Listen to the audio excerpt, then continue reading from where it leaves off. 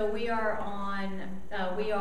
part 3, fear of redemption, and we're on paragraph 4. So this is week number 3, and we're on paragraph 4. Okay, so that should tell you a little bit about how quickly we're moving through this. Yeah, I think last week I read 2 sentences. That was it, the whole class. But they were juicy. That was good, man. Yeah. It was like 2 sentences, and then Holy Spirit had a whole nother thing to talk about, which is fine with me.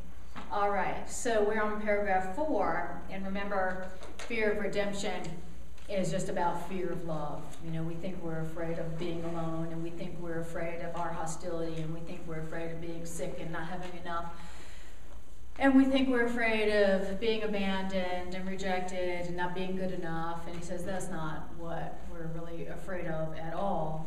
We're really terrified of love. We're terrified of the love that is who we are, and that is everywhere, and that is everything. The love that if we felt that love, we would throw everything away but that. And that's why we're afraid of it. I like my things. I like my illusions. I don't want anything to come along that's going to make me not want my illusions and my things, right? So I kind of avoid that love, and I defend against it. And I use my ego to keep me from that. So, but nobody can say it better than the Course, so let's just see what the Course has to say. Paragraph 4, you have built your whole insane belief system because you think you would be helpless in love's presence. I think I would be helpless in God's presence, which is love's presence. And so I am trying to save myself from God's love. Why am I trying to save myself from God's love? Because I think God's love would push me into nothingness. Wow. Oh, that's why I don't talk to God. That's why I don't think about God. That's why I don't feel the love of God that surrounds me, that is everything and everywhere. Interesting. How interesting to think that we think love would crush us into nothingness. Wow. So if I felt something that was everywhere, in all space and time, in everyone, that was eternal, I think that I would completely lose my separate identity. I would lose my separate identity, right? That's what it means to say, I think that God's love would crush me into nothingness. Wow. Okay. And he says, in other words, you are afraid that God's love would sweep you away from yourself and make you little, because you believe that magnitude lies in defiance, and so you believe attack is grandeur. Wow. I think love would make me lose control of myself, right? I don't want something that's going to make me lose control of myself. That's what I've been trying to fight against, keeping control over myself. So whatever would sweep me away from myself would be something that would make me little. So anything that enables me to retain control over myself, I think, makes me strong. Okay, see how it works? Okay. All right. This kind of hits on the authority thing again, doesn't it? We wanted to make up ourselves, and if we got into this, then we wouldn't be the author of ourselves anymore. Exactly. See us how God sees us. Exactly. If I accepted the love of God, if I experienced the love of God, then everything that I thought was real, everything that I thought mattered, everything that I thought was more important than truth, everything that I thought was more important than love, everything that I thought was more important than peace, which is everything, right? I would not want. According to this, I would throw it away. I'd be like, who needs that? Like, you know, and that's why I have this belief that love, God's love, the love of the universe would make me weak, right? Because I wouldn't want anything above it. I wouldn't want anything else. And the anything else that I want besides love and truth, well, hey, that is my world. That is my world. The everything but love and the everything but truth, that is what makes my world up, right? All my vain values, my illusions, that is my world. And so I don't want something coming along that's going to show me that everything that my world is based on is something I don't want, that has no value in comparison. So that's why I defend against love, okay? The love of God, okay? Not the love of humans. As we talked about last few weeks, that's not love, okay? So it says, you think that you have made a world that God would destroy. You think you've made a world that love would destroy. And you think that by loving God, which you do, you would throw this world away, which you would. That's what you were just saying. I don't want the truth to come into my experience, because if I was to be aware of the truth, and then I would look at my world in comparison to the truth, I'd be like, oh, crap. My world, my life is an illusion. Wow. Oh, no. Put the truth away, right? I don't want that. So he says, therefore, because I think that by loving God, which I do, I would throw this world away, which I would, because of that, I have used my world to cover my love for God. And the deeper you go into the blackness of your ego's foundation, guess what? The closer you come to the love that is hidden there. And it is this that frightens you. Interesting. Wow, interesting. So I've used my world to cover my love for God. I've used my world to cover my love. So I use my world to stay asleep to what is. I use my world to stay asleep to what is so, which is what? Love. Love is everything. Love is everywhere. Love is who I am. Love is eternal. Love that can't be lost. Love that provides everything. I've used my world to cover that. In other words, I'm too busy for truth. I'm too busy to pray. I'm too busy to meditate, and I'm certainly too busy to read the course. I have used my world to cover that love. Why? So, and the good news is that if you feel like you are moving deeper into the, what does he say, the blackness of your fear's foundation, if you feel like you are moving closer to your ego's darkness, then good news. If you feel like you're becoming more depressed, more afraid, more angry, guess what? The closer you are coming to the love that is hidden there. Wow. So where is my love hidden? It's interesting, it's hidden in the blackness of my ego. So all the stuff around the darkness of my ego that I'm running from, I'm like, oh, I'm running from it. Apparently, that's where that love is hidden. So I'm not supposed to be running away from my ego's blackness. Like, oh, I don't want to feel that, I don't want to feel that, I don't want to feel that. Oh, I'm supposed to be actually going deeper into it, because that's where the love is hidden. That's where the light, the joy is hidden. How interesting. So instead of running from your ego and its anger and its depression and its fear and its anxiety, interesting, we're supposed to go deeper into it. But with a different purpose. With the purpose of finding what it's hiding. Finding what it's hiding. So now we approach our ego's blackness by like this. What are you hiding? What are you hiding? What's in there? Anxiety, what are you hiding? Depression, what are you hiding? What are you hiding? That's what we've talked about the last couple of weeks, how about all that's of the ego, the hostility, the depression, the blackness, the despair, the anxiety, it's all hiding something.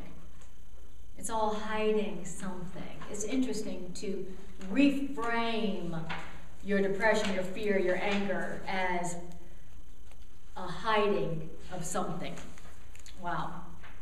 Okay. And the love that is hiding That's what frightens you. Interesting. So I don't look into my depression, I don't look into my anxiety or my anger to see what it's hiding. Why? Not because I'm afraid of looking at the anger, despair, the anxiety, the blackness of my ego. I'm not afraid of that. I don't want to look at the yuckiness of my ego because I'm afraid of what it's hiding. I'm afraid of what's in there. Wow. How interesting to think of anxiety, depression, despair, fear, guilt, anger as hiding what you want. How nice. That's a nice reframe. And when you look at it that now you can use it to help you find the love. All right? This is one of those things where you won't get anywhere attempting it by yourself. This is where you're questioning it and asking Holy Spirit, what does this mean? What is this about? Right. That kind of that's how you get into what your ego's hiding. Exactly. Don't try to do it alone or... That's right. Don't try to do it alone, and don't try to run from it. You know how like our first impulse when we feel the blackness of that ego, the blackness of fear, despair, guilt, depression, our first impulse is to go, ew, right? We don't think, hey, there's something juicy there, let me dive into it. I'm gonna go for it. What are you hiding? What's in there? Right? Our first impulse is to look away and to back off and to use the world to keep us from looking into it and through it, right? And we've got a whole world to help us. A whole world that says, yeah, don't look. It's ugly, ain't it? Don't look. Go shopping. Go look at other people's egos. Yeah, that's a good one. Don't look at the blackness of your own ego. Look at other people's egos. Much more interesting. Much more interesting. All right. Paragraph 5.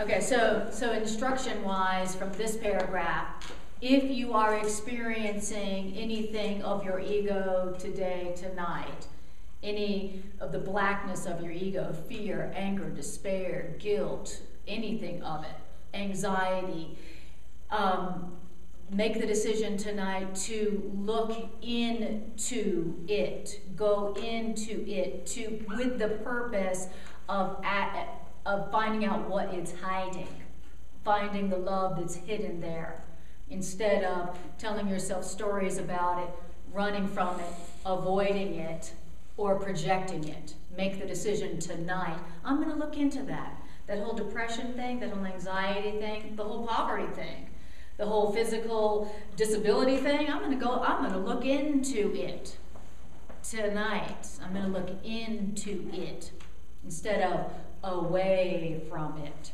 Because what I heard tonight is that it's hiding something, and it's hiding something I want, right? Okay, so, and I also heard that what I want is through it, right? Behind it, being covered up by it. Okay, so it's a totally different approach to all the symptoms of the ego. But it is, it goes back to that wisdom of the answer is in the problem. Mm-hmm. And you reclaim your power. Exactly. In the problem. Exactly, because the problem was made to hide the answer. You know, this problem didn't come from nowhere. This problem that I'm having was an answer to something. It wasn't an accident. So the problem was made to cover the love, the answer, right? So we want to look into it instead of just avoiding, projecting, projecting, or going to sleep. So it's never a problem, it's just an opportunity to find the love. Exactly. It's never a problem, it's a cue. This way. It's a sign. It's like a road sign. This way. So yeah, I mean, imagine if you interpreted anything of the ego like that. You know, something would come up and you'd be like, all right, here we go. I'm about to find some love that's been hidden, right? Instead of the way we respond like, oh crap, what's wrong with me? Or, oh crap, what's wrong with them? Right? Instead, now we would get excited, like, oh, oh boy, there must be some juicy love waiting for me behind this one. Wow. Because the more it is black, the more blackness that is there, what does he say? The closer you are. Oh man, the more, the blacker it is. I mean, it's like, in other words, the more the ego would have you suffer around this thing, you know there's got to be some good stuff behind it, or the ego would not try so hard, right? So in the relationship issue, or the job issue, or the physical issue, my ego like immobilized the right side of my body for several days. I was like, wow, my ego must be really threatened by something. I mean, so the closer you get, the more the ego defends. The closer you get, the more your ego defends, the blacker it becomes, right? So, so the motto of this teacher is just keep going. Just keep going. Don't avoid, don't back up, don't go around, don't go try to go above. Just go, keep going. Keep going. And remember, the darker it is, the more the love that must be there being hidden for you. Right? How long does this take? Well, that's an easy one. As long as you want it to.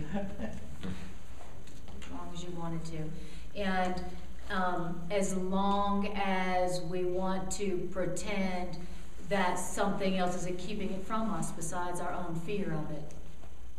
So the first thing that I do when when I'm going through an issue is not when I'm going through an issue, but when there's something I really want. I really want more of this or more of that, or I really want this. The first place I'll go often is, instead of like, oh, what do I have to do to get that new house, or get that new relationship, or get that new job, or get that new body, the first place I'll go, as guided by this, is first let me ask myself why I'm afraid of it. Because the only reason it could be that I could seem to not have it would have to be I'm afraid of it. The universe isn't holding anything from me. The universe is set up such that thought is creative. I think something and there it is. That's the way the universe is. So if I don't have it in my perception, it can only be because I don't want it, according to the Course. And the only reason I wouldn't want the abundance, or the love, or the joy, or the freedom, or the health is because I'm afraid of it. And so the first thing I have to ask myself is, okay, well, why am I afraid to have that new job, new house, relationship, new health, whatever? Why am I afraid to not have a sciatica issue this week? Why am I afraid of having no physical pain? Why? What is it that I think that having no physical pain and feeling good in my body would cause me to lose? That's the question. That's the question I ask myself. What is it that I think that being happy and healthy would cost me? Because that's why I'm afraid of it, right? And according to this, what I think I'm going to have to give up for happiness and peace and freedom is control. Oh, that's why. Okay, well that makes sense. Yeah, okay, then I really would rather suffer. That's fine, I'm good with it. Okay, like give up control or keep the suffering. Shoot, I think I'll keep the suffering. It only lasts a week anyway. Isn't our fear of whatever, isn't it always the same thing? to have that means I have to change how I see myself. That's exactly right. I think I don't deserve it. That's exactly right. If I deserved it, I'd have to change how I see myself. Exactly. In other words, in order for me to accept the miracle of the joy, the love, the freedom, the peace, the abundance, the health, I'm going to have to accept that I was wrong about everything. Right? Because everything I had made up and decided told me that I didn't deserve it unless I sacrificed or worked harder or changed myself. Right? So if you get that miracle without having done anything or changed yourself, or you get that miracle and you didn't have to give up anything, well, my goodness, you're going to have to go, whoa. I can have it all without having to do anything or sacrifice anything or change myself? Whoa. That means I've been wrong about everything. And I've been wrong about everyone.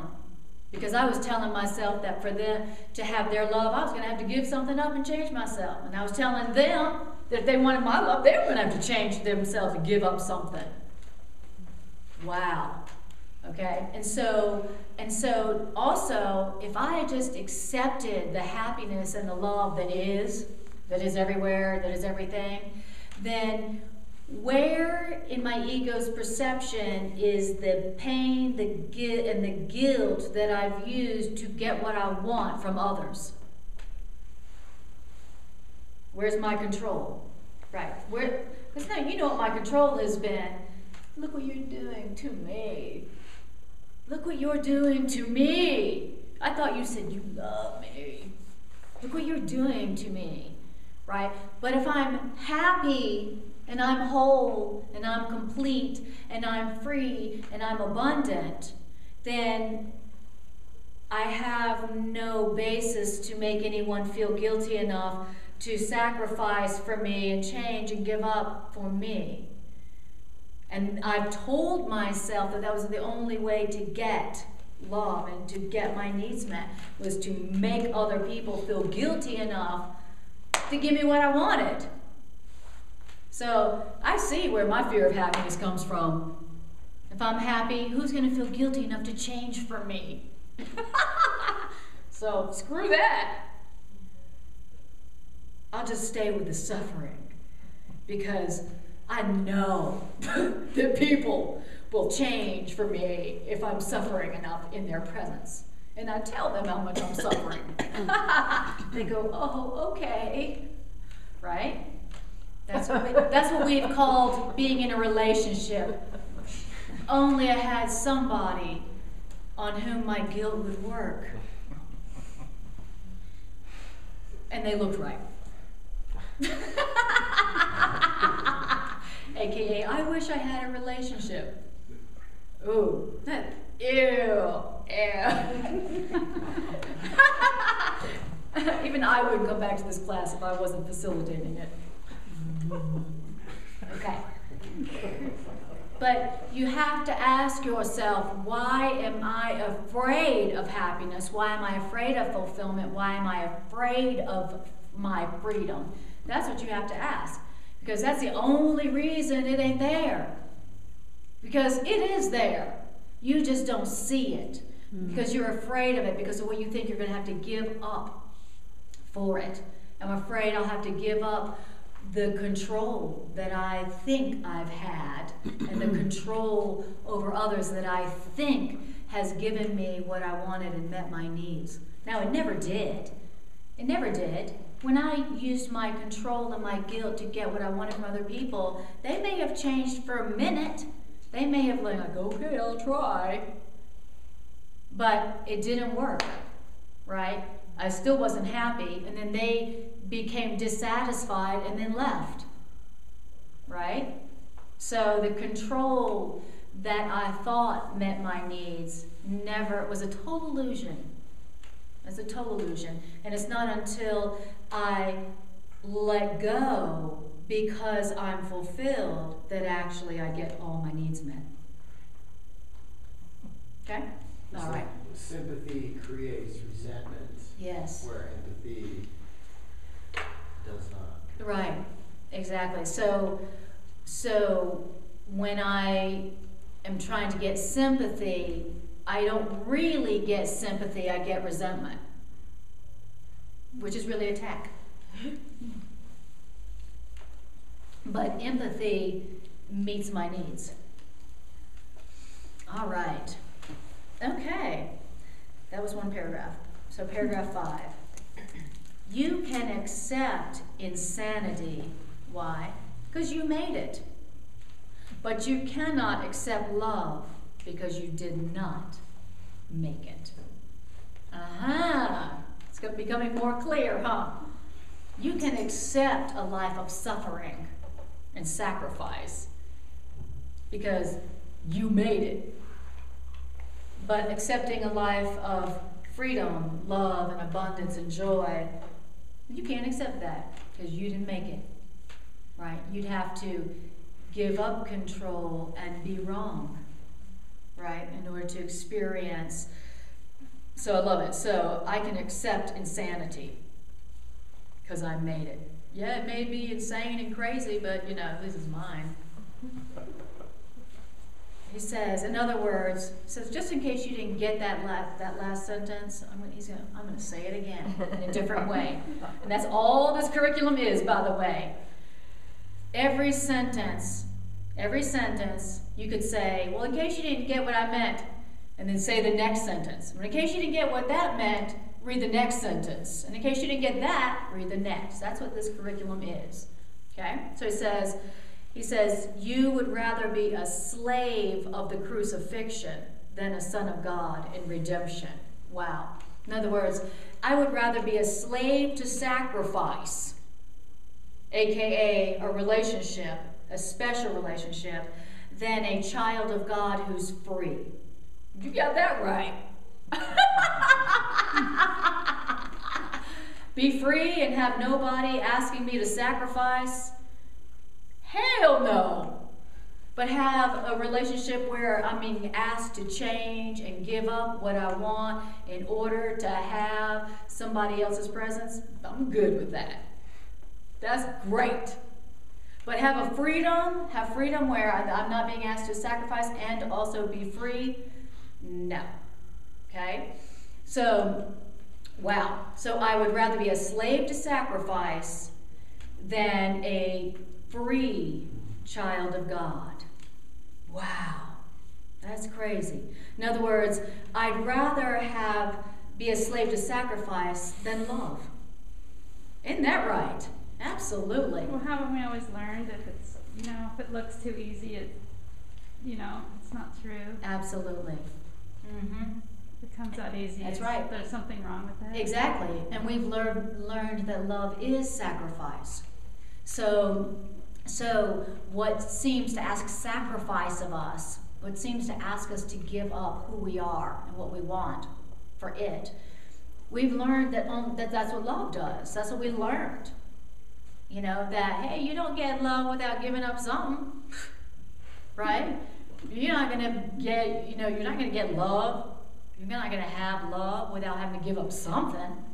You want love? You better be ready to negotiate, compromise, and give something up. That's what we've learned, right? And so the idea of freedom, where we're not being asked to give something up, or we're not being asked to change who we are or what we want, that sounds like hell. That sounds like aloneness. Sounds like loneliness. That's what we think. And it's also the same reason why we're afraid of God, right? We're afraid of something that doesn't ask anything of us. Wow. Isn't that amazing? We're terrified of that. That's our greatest fear. Because that seems like death. It sounds like total aloneness. It seems like oblivion. But something that's going to make a lot of demands and is going to make us feel guilty and ask us to change and tell us all the things we need to give up and all the rules we need to follow, all the commandments we need to follow in order to be worthy of the love, and then all the things that will happen to us if we don't follow those commandments. That seems good. Okay, I'm good with that. I can accept that. I can accept that. Why? Because I made that. I made that up.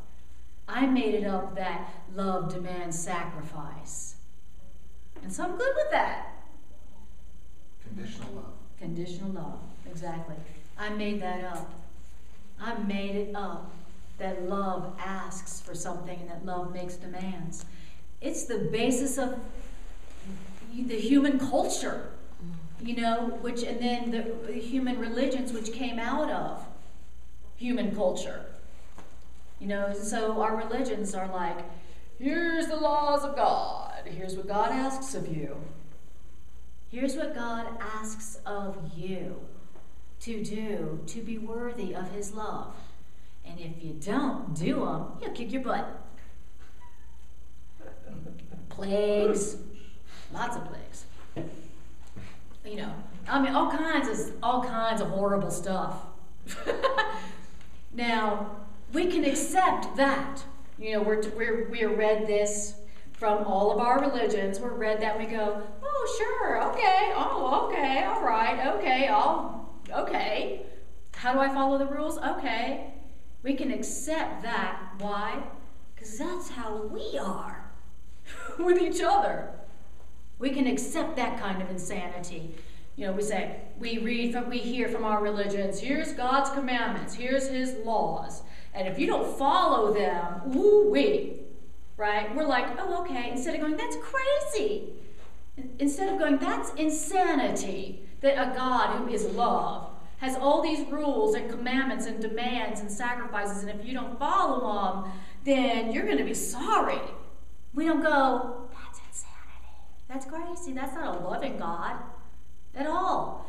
We can accept that. We're like, okay, I'm good with that. I'll keep going to that church, that synagogue, that mosque, whatever it is that's telling us that. We can accept that. It makes sense to us. Why? Because we are like that with each other. We tell each other, you want my love? Here's my commandments. Here's the 20 commandments of honor. I call it my relationship list. Anybody got one of those?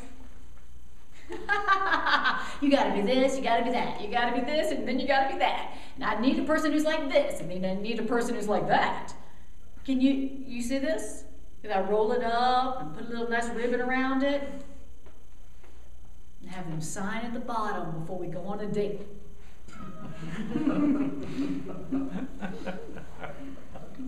So I can accept that kind of insanity because I made it. I'm just like that. I'm the God who is supposedly loving but has all kinds of lists of demands and sacrifices that you got to follow if you want my love. Too bad, huh? Could have been so nice. Now, not realizing that if I was really loving like God loves, and had made no demands, asked for nothing, which was what love really does, I would have known that I had it all.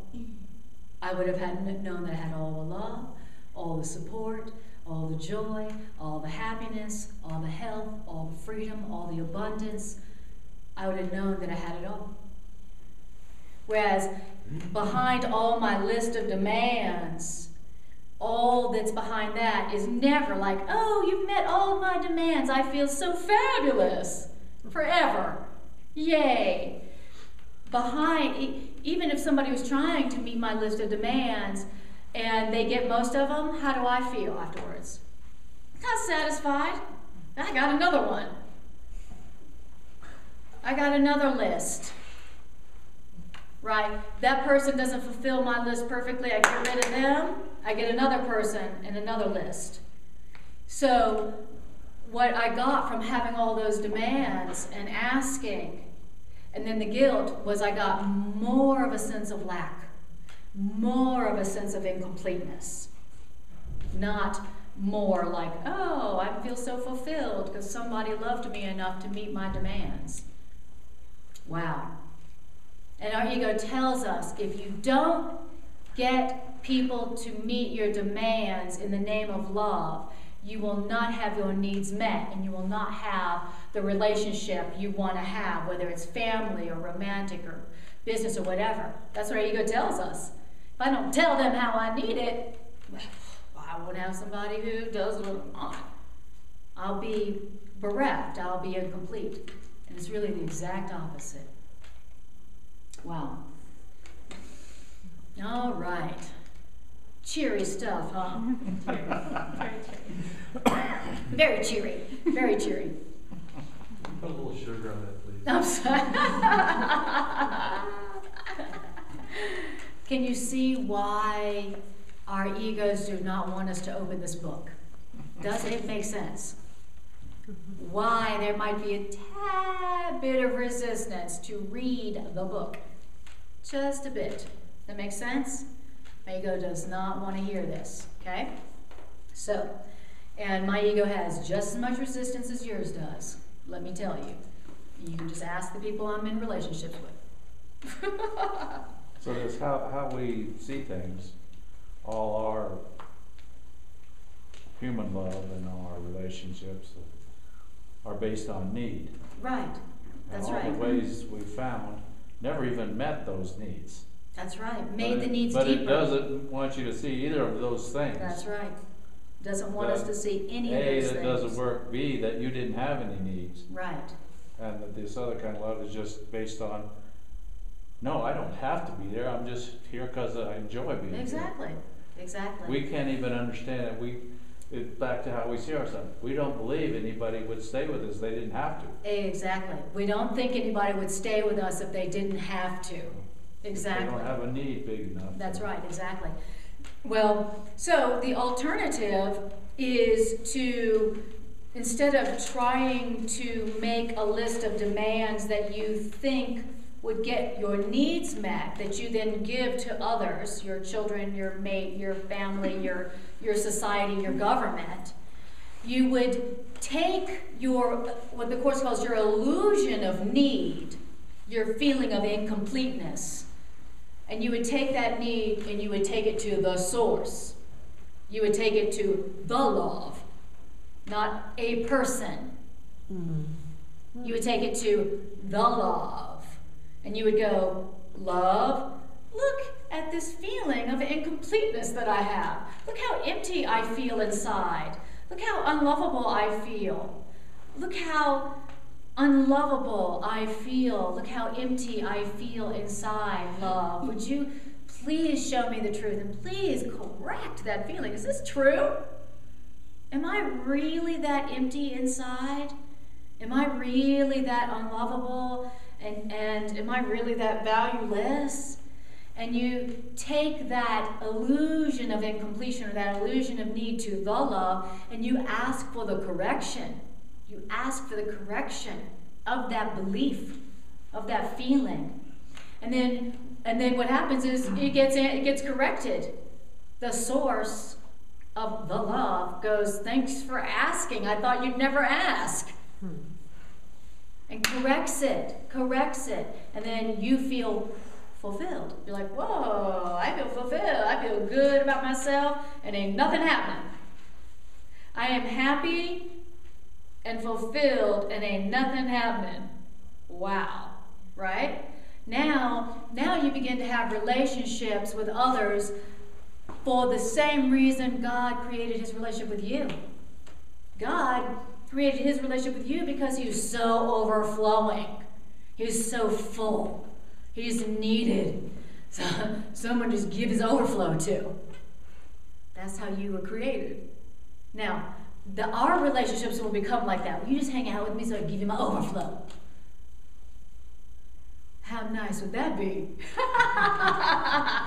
Would you just be with me so I can give you my overflow? Because unless it goes through me, I can't experience it fully. And so that's the only reason you would want to be with people. And that's the reason you would be with people instead of need. Instead of like having relationships with people so you can like put your little sucker on them. Come a little closer. Pop.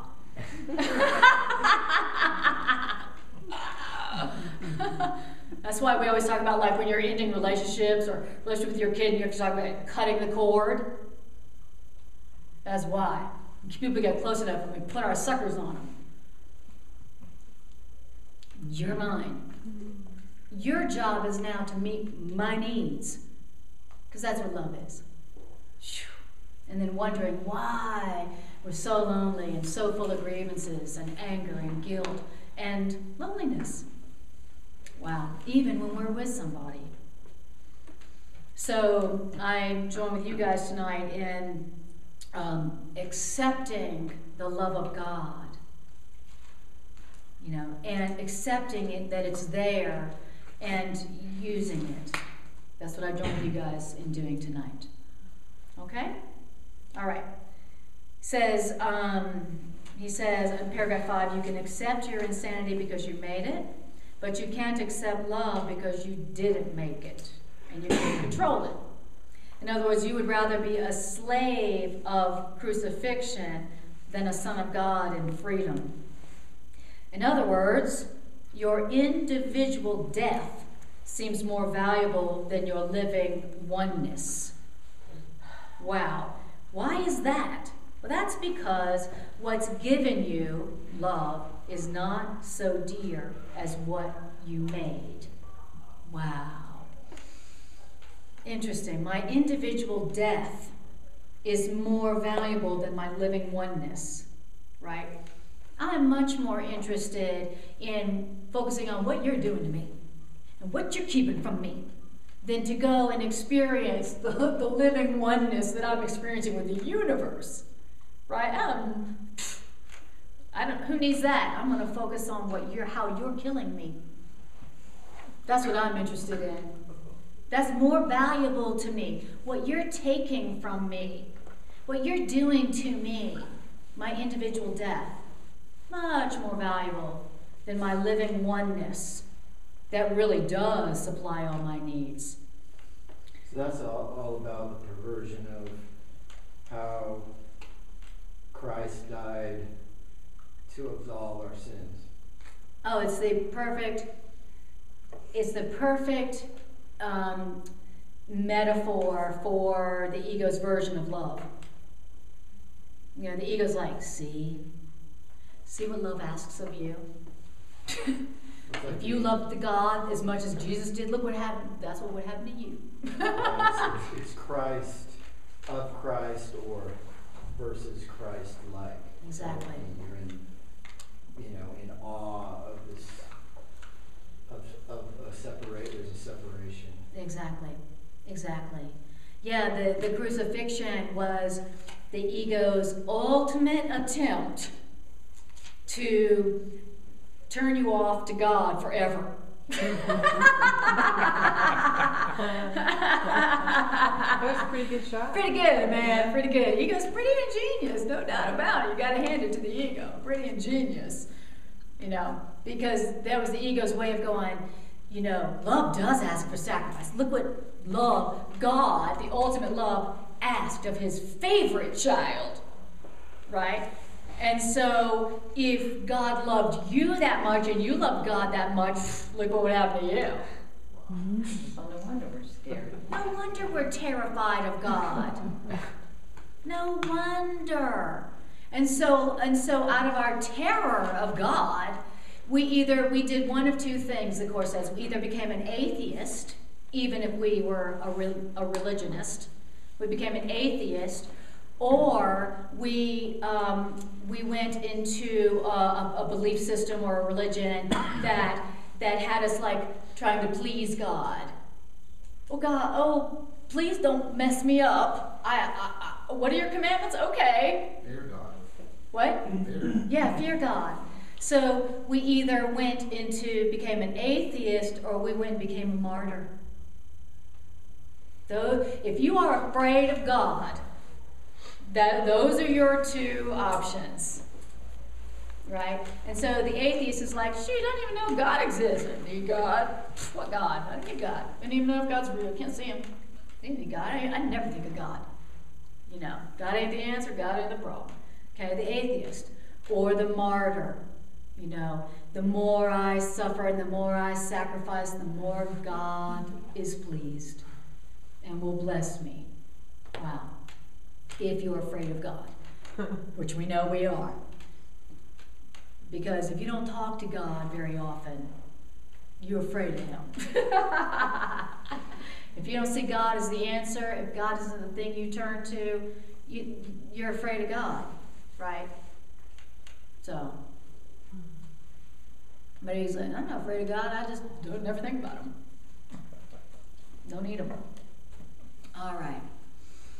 So, and what we are talking about of valuing your individual death, being more interested in how others are hurting you, having that be more valuable than experiencing your living oneness without which supplies all your need. Now, would that qualify under the topic of insanity? Would that qualify as insanity? Right? I value more my individual death than my living oneness. That's insanity. That's a definition of insanity, right? I would rather die at your hands than experience the supply of all my needs through the experience of oneness with God. Wow. That's pretty crazy. I would say that goes under the category of insanity. Interesting. And I can accept that because I made it. That was my idea. That was my plan. Brilliant. Okay. But there again, there's just one other alternative. You either do that or you have to see yourself different. I mean, you That's have right. to give up that you're not just yourself, That's that right. you are. Exactly. I mean, To experience your living oneness means you would have to give up the idea that you are an individual. I don't want to do that. I don't want to do that. I don't want to give up my idea that I am an individual. Hey man, you take away my individuality, what have I got? Oneness. What did oneness ever get me? Who's going to even notice me if I'm one with everyone? And let me tell you, anything but not being noticed. Well, I know we've experienced these things in the past, but we don't really remember experiencing them. So it's hard to understand them, Until you make the choice to go to the love of God or oneness and experience oneness. So the experience of oneness is not something that's in the past. It's something that's available every moment, from our choice. So any time where we're like, okay, I'm like sitting here worrying about my ego and their ego and what I'm going to lose and what I got to get and how I got to get it. And you're like, that's crazy. I'm going to go to God. I'm going to go to living oneness. And maybe I'll go there through the course, or maybe I'll go through meditation or prayer, whatever. And you go, and then you experience the fulfillment of all your needs and wants in that instant, in that holy instant. And then you have a current experience. So it's not so far back that you can't access it. Does that make sense? Mm-hmm. Okay.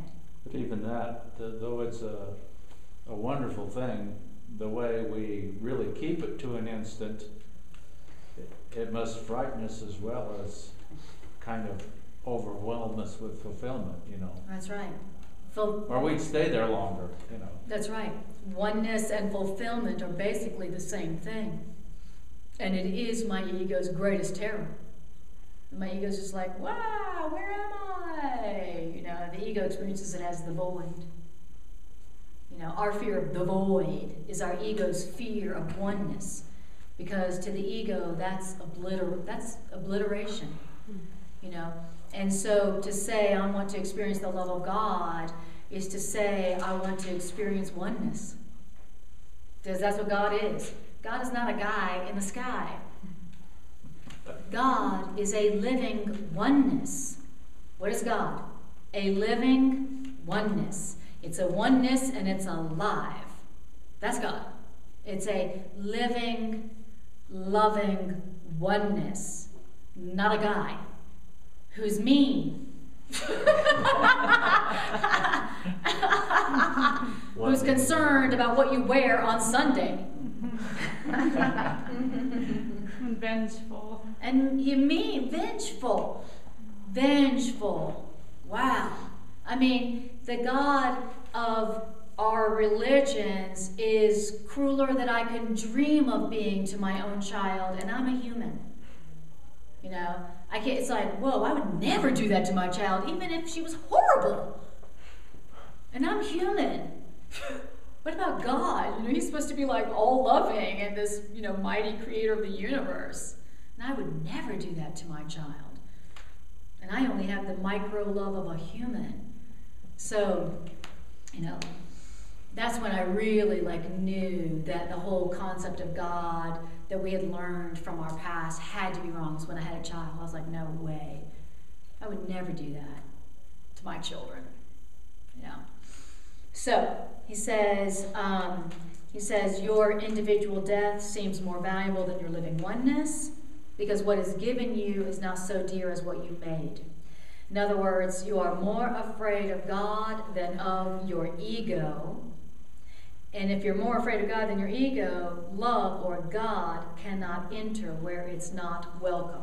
You're more afraid of God than your ego, and God doesn't enter where God's not welcome. Interesting.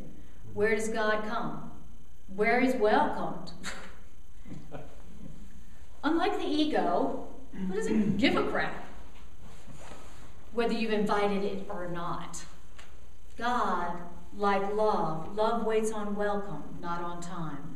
Love waits on welcome, not on time. Love waits on welcome. God waits on welcome because God is loving. Okay? So you're afraid of God? Well, God doesn't come where he's not welcome. If you're afraid of God, that's same as saying you're not welcoming him. If you're afraid of him, you're certainly not going, welcome. Right? So God sees your fear of him as you not wanting him. Now he doesn't get mad and go, how dare you? Don't you know who I am? I'm important. God, because he's love, waits on welcome. And if you're afraid of God, he's not going to be like, you know, coming after you. So, you know, so he says, and then he says, you're more afraid of God than of the ego, and love cannot enter where it's not welcome. But hatred can enter where it's not welcome, because hatred enters of its own volition, and which means hatred doesn't care for your volition at all. Hatred doesn't care about what you want. Ego doesn't care about what you want. Right? You're thinking, I'd like to have a nice day today. And ego's like, so? I don't care. You know, the kind of way we are with each other sometimes. So then it says in paragraph 6, so given all that, paragraph 6 starts with an instruction. You must look upon your illusions, which means don't keep them hidden. Why? Because your illusions don't rest on their own foundation. In other words, you got to look at the blackness of your ego. You got to look at your ego's blackness. You got to look at your ego's stuff. You got to look at all your ego's feelings. You got to look at all your ego's thoughts. You've got to look at all your ego's manifestations. You got to look at them. You got to look at them. Like we were saying earlier, looking into them. And the reason you got to look into them is because those things of the ego don't rest on their own foundation. But when you hide them and you don't look into them and you look away from them, they seem to be solid and resting on their own foundation. And he says, and so in concealment, when you hide them, they appear to be resting on their own foundation, which means your problems seem to be self-sustained. And if you don't look into your problems, your ego's manifestations, then it looks like they're just there of their own self, right? Like they're an accident. They just appeared. They're just there, not realizing that there's something you are using to hide something. So you got to look at them. And that they just got there somehow by themselves, they're self-sustained, is the fundamental illusion on which your problems rest. Okay, the idea that your problems just got there by themselves, that's the illusion that keeps them going, right? That's what keeps them going. They're accidents. They're just accidents. My problems are just accidents of nature. That's what keeps my problems going. It's not until I look into them that I go, oh, it's something I'm using because I'm afraid of love. Oh, right? But while I won't look at them and I'm avoiding them, they just seem to have gotten there on their own. They're just accidents and, nothing I can do about it. Okay? And that's what keeps them going. That's why he says you must look upon your ego stuff and not keep it hidden. You got to look on it. Okay? He says, the reason you've got to look at your ego stuff is because beneath your ego stuff and concealed as long as your ego stuff is hidden is what? The loving mind. The loving mind. Your loving mind that thought it made that ego stuff in anger. Wow. That's what you'll see if you'll look at the ego stuff. If you'll look at it and look through it. What are you going to see there? Not a hideous, horrible creature that you're repulsed by. The ego says, don't look into your ego. Don't look too deeply inside yourself, because if you do, you'll be struck with horror. If you look within yourself too deeply, you'll be struck with horror so complete that you will rush to death by your own hand. That's why the ego says don't look within. You'll see something so hideous, so dark, that you'll kill yourself. You'll commit suicide, only to live on realizing you can't. Damn it! I can't kill myself. You know how many frustrated people there are who tried to commit suicide and realized they couldn't? How frustrating that must be for those folks. Killed their body, realized they couldn't do it, couldn't kill themselves. He says, you've got, when you look within and you look into your ego stuff, you're not going to see some hideous, dark creature that you're repulsed by and you think you should kill yourself. What you're going to see is a loving mind. That's what you're going to see when you look into your ego and through your ego stuff. You're going to see a loving mind that thought it made the ego stuff in anger. You're going to see a loving mind that was afraid and a loving mind that was angry, right? That thought it made something in anger. Isn't that interesting? That's what you're really going to see when you look at your ego stuff, when you look through it. Not a hideous creature that needs to kill itself. You're going to see, I'm just a loving person who was misguided. I'm just a loving person who learned amiss. I'm just a loving person who learned that I was guilty, and so I was angry at myself. I'm a loving person who learned that there was something wrong with me. And so I was angry at myself. That's all. Isn't that great? That's all. That's what we'll see. And there's forgiveness. Oh my God. I'm not a hideous, dark, with sin person. I'm a loving person who was mistaken about who they were. That's what was going on. That's what's behind all the crap I made. Because when you look at the anger, if you keep looking, you will see through it to the fear behind it. Exactly. And when you get there, instead of condemning it, you sympathize with it, and there's a desire to help it rather than condemn it. It's exactly what the next sentence says. It says, what you'll see is the loving mind that thought it made those ego things in anger And the pain in this mind is so apparent when this mind is uncovered that this mind's need of healing cannot be denied. And not all the tricks and games you've offered this loving mind that felt afraid of what it made, not all the tricks and games you offer to this loving mind that you uncover can heal this mind. Not all the tricks and games that you offer the pain in your mind can heal the pain in your mind. Because this pain in your mind, that's the real crucifixion of yourself. Wow. What's the real crucifixion of myself? It's the pain that is in my mind.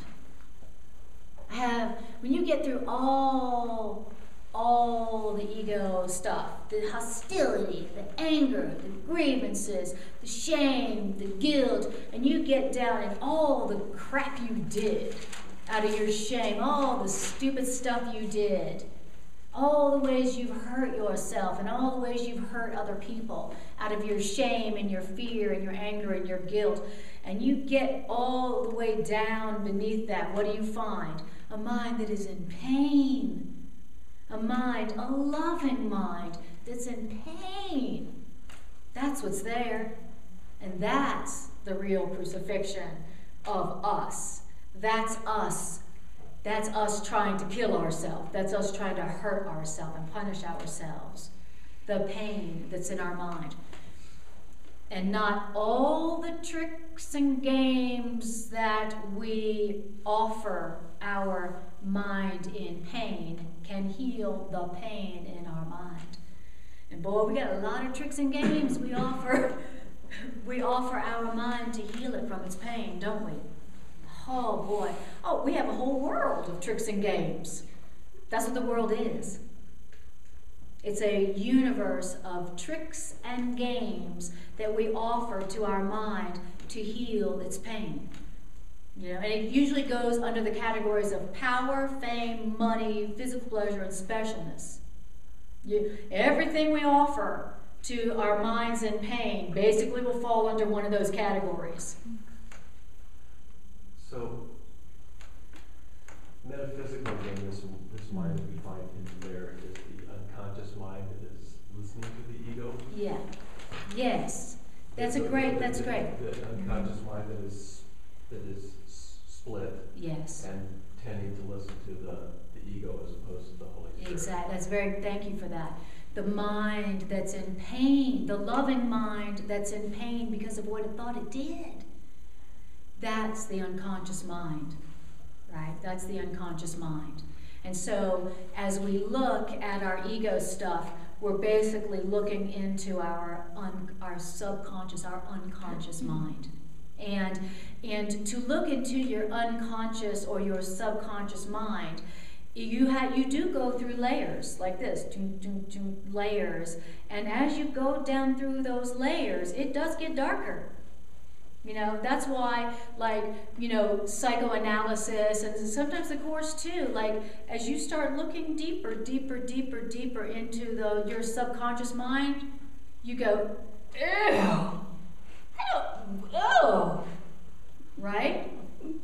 And that's why we have resistance to the Course, because it does that. It helps you go look down through the layers of the unconscious or subconscious mind. And Freud helped us do that too, but he only got so far. Right? He only got down so far as it was like really black, and then stopped. And then Jung helped us as a people go deeper into, oh, there's a collective, there's the God in there too, right? And so when you go down deeper through those layers, it does get darker. We call it the blackness of the ego. As you, what does he say? It was a great sentence. The deeper you go into the blackness of your ego's foundation, the closer you come to the love that's hidden there. So the closer you come to the loving mind.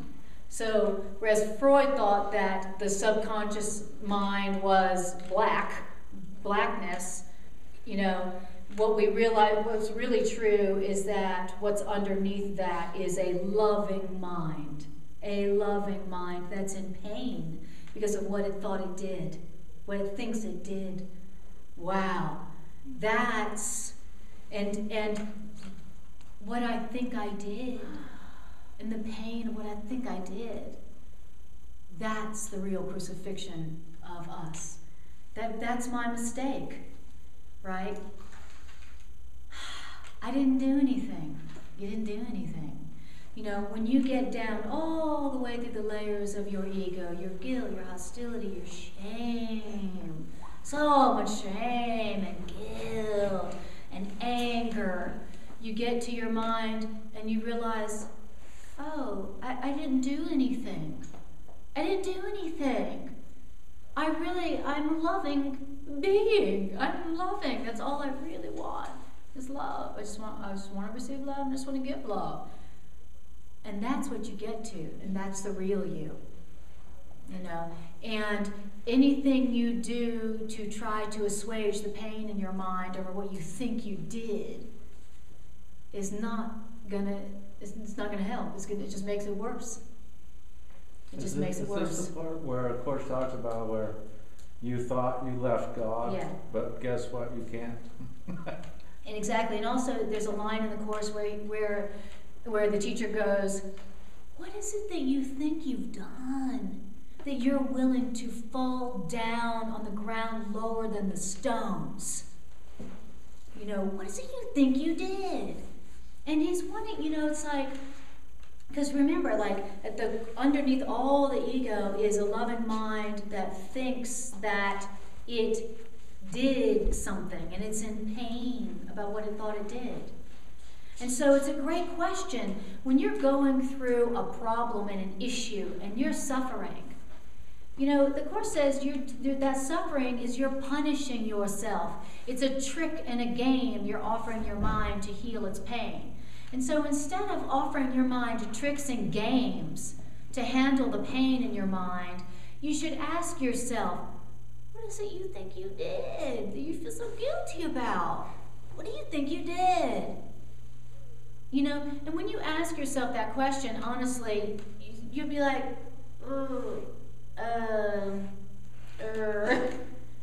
what did I do that made me such a bad person that I deserve to suffer like this? And you really won't be able to come up with much. I mean, maybe your ego, I was a bad mate, or I was a bad parent, or maybe I'm a murderer, I don't know, but maybe your ego will come up with something, but the truth is that until you start asking that question of yourself, you ain't getting to the cause.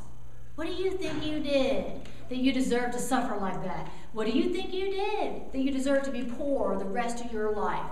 What do you think you did that's so bad that you don't deserve love ever again?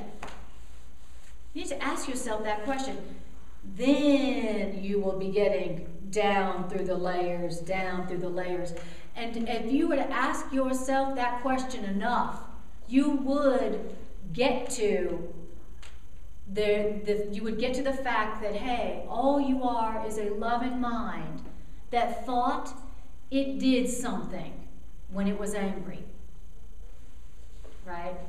Like little kids, like they are upset because they think they've done something so wrong.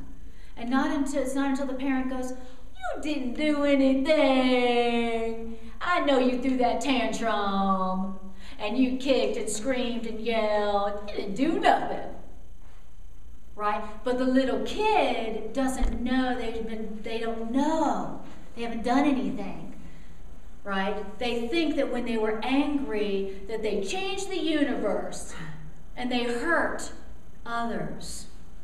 And then the others around them confirmed it. "You're hurting me."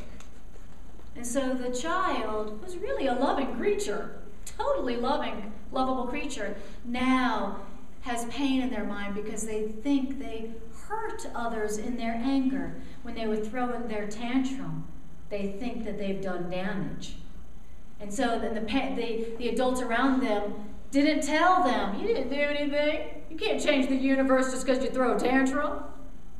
You can't stop my loving you just because you threw a tantrum. Nobody told them that.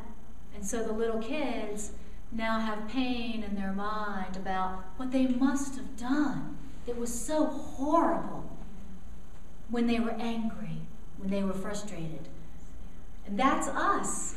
So is it important, when you're asking yourself this question, to try to uncover what you think you've done, is it important to really get some sort of answer to that? Or is it more like just saying, Holy Spirit, somehow I have a misunderstanding and I think I've done something? I think that if you ask that question of love, then you will receive the answer that is going to help you the most. Okay? So if you ask that question of love, maybe love would say, nothing, my child, absolutely nothing that would make you worthy of suffering in any way, shape, or form. Or love might say, well, you think you've been a bad parent, right? Or you think you've been a bad daughter or a bad mate, right? And you could go, yeah, I think I have. And then love goes, well, you're mistaken. You really did the best you could. You're a really loving person who was just mistaken. Mm-hmm. And you go, oh, So it is important to kind of get to that point so that you can clear that. Exactly. If you are if your ego is making you believe that you deserve to suffer because you've been a fill in the blank. In other words, I'm suffering through my problems because I think that when I was afraid and angry that I did actual damage to others, to myself, to the world, to God. Our religions teach us we do damage to God. Dang. That's mean. But we believe that. And if you think you've done damage to God and you think you've done damage to others when you were angry or frustrated, which we were taught we did, then you would believe that you deserve to be punished. That's what we learned. And so the Course says that our sufferings is us punishing ourselves. It's an unconscious request for punishment from the universe, from others, to clear out the damage, to repent from the damage we think we've done when we were angry. Don't we all feel guilty after we have an angry tantrum? Don't we all feel guilty even if you tell yourself you were justified? I couldn't believe they did that to me. But still, because attack is never justified. I know, it's true. But any time we have had anger, there's a guilt because we believe we've actually done damage somehow. And that's what we learned as kids. We learned, you hurt me. Right? That's what our world showed us. And so our suffering is us trying to atone and repent for the damage we think we've done. Well, if I just get hurt back 2 times worse, well, we all good. So the Course is asking us to look at whatever way you're suffering as you trying to crucify yourself and punish yourself in order to make yourself feel innocent again. Whereas that's completely unnecessary, because the truth is that you are a loving mind. And so what, you were angry? Nothing happened. You didn't do anything. You didn't affect anything. You didn't hurt God. You didn't hurt anything. So what, you were angry? Nothing happened. Now, that is where the healing of the pain in your mind really happens. Not the medicine, not the special relationships, not the power, fame, money, physical pleasure, specialness. Those are tricks and games to make you feel better. The real problem is you got pain in your mind for what you think you did, and you feel guilty about that. You think you did damage. Wow. And so that's why the whole focus of this curriculum is, it says there's many versions of the universal curriculum. There's many versions of the universal curriculum. Course in Miracles is one of them. Every single version of the universal curriculum has one core message, and it's this: God's Son is guiltless, and in his innocence is his salvation. That's it. What translation? You didn't do anything. You're still innocent. You didn't do any damage. God's children are innocent. They are guiltless. And in their guiltlessness is their freedom. That's the core of all the versions of the universal curriculum. This is just one of them. So the whole curriculum is like, you are innocent, you are innocent, you are innocent, you are innocent, you are innocent. That's what you are innocent means. You didn't do any damage. You are a loving mind that thought that when you were angry that you hurt something or someone. And So that's it might not help true. us to understand our anger, our attack is really just our fear playing out. That's It's right. one of the forms. I can have an anxiety attack or an anger attack, but the same thing has happened. That's right. It's just a reaction to this fear that's got in my mind totally insane with fright. Exactly. Exactly. And it's just another manifestation of the pain in my mind. Yeah. Because of the fright. The pain in my mind is guilt. I think I have done damage. I think I hurt them. I think I hurt my parents. I think I hurt God. And I think I hurt all my siblings. And I think I've hurt every single person I've ever been in relationship with. I do. Hell, they'll tell you I did. They will sign a sworn affidavit that I did. That all my suffering is a manifestation of that belief. And so the answer to all my suffering is, I didn't do anything. I'm a loving mind because I was created by love. I'll always be that way. I'm still loving. And I didn't hurt love. I didn't change eternal love. Everything's still all good. No matter how crazy I was. Thank God. Beautiful. That's what we're really afraid of. Okay? So we're going to stop here. Finally. And we're going to do announcements and love offering. Wow. Woo-wee.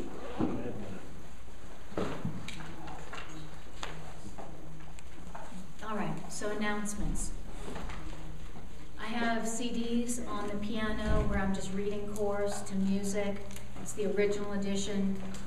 These are very helpful healing aids when your ego, for whatever reason, doesn't want you to read the book.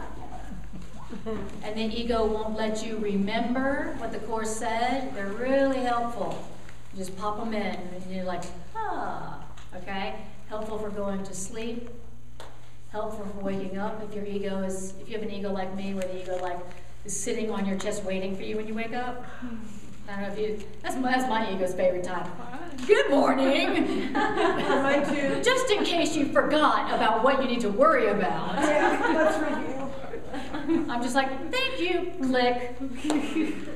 So those are $10 each. And if you want one, put the money in that basket on the piano, not in this basket. All my classes are up on YouTube. You can watch them for free. You can send them to folks. So they are there on YouTube. Just put my name in and scroll down and you'll find me. If you want to get an email notice every time I post a class, then hit subscribe. And then every time I post one, you get a little message saying new class has been loaded. Okay? YouTube, you do On that? YouTube, yeah. So on YouTube, you can be a subscriber to my channel so that every time I load anything, you get a notice that there's something new there. Okay.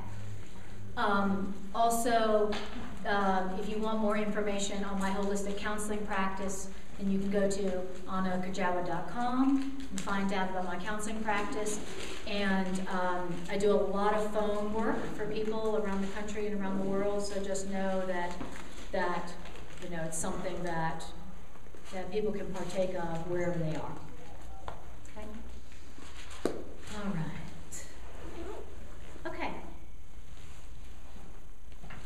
Well, let's see. Aria, will you bring me my phone, please? All right. Any questions or comments before we close up? What does it feel like to hear these ideas tonight? Pretty darn good. All right. What kind of emotions do you experience listening to these ideas? I waver from guilt and freedom. What'd you say? Guilt and freedom. Guilt and freedom. And my phone, please. That's what Thank you. Here you go. All It right. makes you want to look real deep. You have a feeling of wanting to look real deep. Nice. Does it reduce any fear of looking within? Like going, does it, for me too, I was like, it gave me a feeling of excitement. Like, oh, now I'm excited. It's like, ooh, I can't wait for that anxiety to pop back up. I'm looking for the love. Where's that depression? Where's that depression? All of a sudden you start looking for that depression. It's nowhere to be found. Yeah, it's like, dang, I want the Now love. say exactly what we're supposed to say when that happens. We're supposed to, for one thing, ask yourself what it is you think you've done that was that made you so deserving of whatever your suffering is. So ask yourself that question, right? And then saying, you must look upon your illusions and not keep them hidden. So to look upon your ego stuff means don't keep it hidden. Don't keep it hidden. Isn't that nice? To look upon your ego stuff means don't keep it hidden. In other words, say, I feel guilty. I feel so ashamed. I feel so anxious. I feel really depressed. I'm scared. I feel so, whatever it is, don't hide it. And don't hide it from yourself. And don't hide it from love. Say to love, say to God, God, I feel so afraid. Right? And then you'll be shown. And Because yeah. a lot of times you don't know. It'll come up with a whole list for me.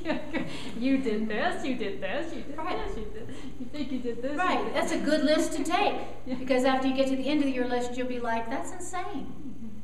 That's insane. I'm not a bad person. I'm a loving person who was mistaken. After you've done the list. But until you've done the list and you've asked yourself that question, it remains hidden, meaning in the subconscious.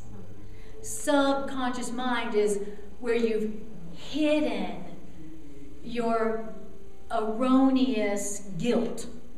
You don't want your subconscious mind to be a repository of guilt anymore and shame. You don't want that because, hey, whatever's in that subconscious mind, that's what's running the show. You may think you're running the show, but it's what's in your unconscious, your subconscious that's running your show. And so you want to look at your illusions, look at your ego and all that it tells you and all it comes up with. You want to look at it. Because otherwise, it's just going to run your show and you're going to be like this. Why? Why is this happening to me? Why? Why do people treat me like this? Why? I'm such a good person. I don't understand why people do this to me. I understand why they did that to me. I'm such a nice person. The reason is because there's a lot of guilt and shame in your subconscious that's running the show, and you don't know it. Dr. John Sarnia did a really good example of that is the mental mind is about 40 to 200,000 of the subconscious mind. So it's pretty easy to see who's going to win. Right. That's So right. going into that ego and exposing it, and the more that you can get in the habit of doing that, reality in my life is it's getting easier. Exactly. I mean, it's fun, but it's getting easier to expose it to the light again. Exactly. Knowing that it's 40 to 200,000. Right, exactly. And A Course in Miracles is the most brilliant investigative tool that I have ever come across. You know, you can do years of psychoanalytic work in a day with A Course in Miracles. It'll take you. It'll go, oh, first it's here, then this is the next level. It'll take you right on down into the subconscious. I'm in the workbook now. I'm relatively new, and I'm in the 71, 72, 73, and they're making me dig in for grievances. Okay, so Thank you. you know, That's right. you talk about all this digging here, and I'm in there digging grievances. And the one workbook, I don't remember the exact lesson. It says, you know, you really have. You think you don't have a grievance? Basically, you have a grievance, but everybody, and you got to dig that out. That's and right. Look at it and everything. And so it's That's right. the workbook is just taking you That's digging, right. digging. That's digging. exactly what it is. And I don't know how many The people. first half of the workbook is a digging down through the layers of the subconscious, and so it seems to get blacker, blacker, blacker, blacker, blacker. Second half of the workbook leads you or uncovers the loving mind. So second part is more poetry, beautiful, lighter, lighter, lighter, lighter, lighter, to the point where the last few lessons are just pure poetry, pure light, radiant poetry, telling you about your loving mind. I think So, The light of the world. yeah, you are the light of the world. The course is the workbook. If you're not Yes, doing the workbook, that's I think exactly you're right. missing a lot. It is the workbook, you're exactly right, that enables you to dig down through the layers of the subconscious and not stopping at the ego, but actually going down deeper into the core, which is the loving mind, your loving mind. That is the loving mind of God. Beautiful, thank you for saying that. All right, so it is 9 o'clock, so if you need to leave, you are innocent. And so the name of the song is called Serenity. And the name of the group is called Liquid Mind. Nice.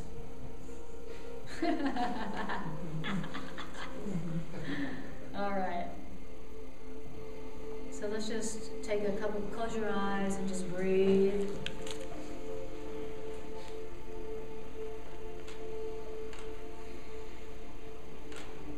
And just tune into how you feel right now. How do you feel right now, having heard these ideas?